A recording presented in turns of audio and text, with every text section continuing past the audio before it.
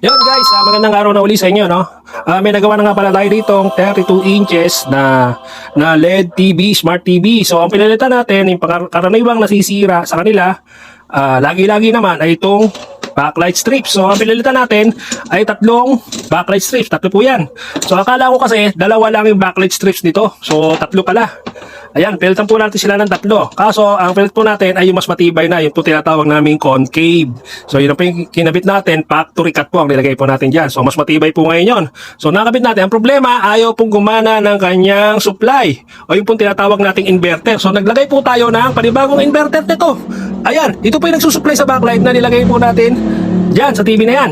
Ayan, nilagyan po natin ng inverter. Napakatibay po ng inverter na to. Then, nilagyan din po natin ng relay. So, ito pong relay nito, ang trabaho na yan, sasabay po yan. Kapag pinatay po yung TV, ay sasabay po yung off nung backlight, at pag in-on yung TV, sasabay yung on nung backlight. Yung iba ko kasi nilalagyan ng switch dito, yung main switch para mamatay, para patay lahat.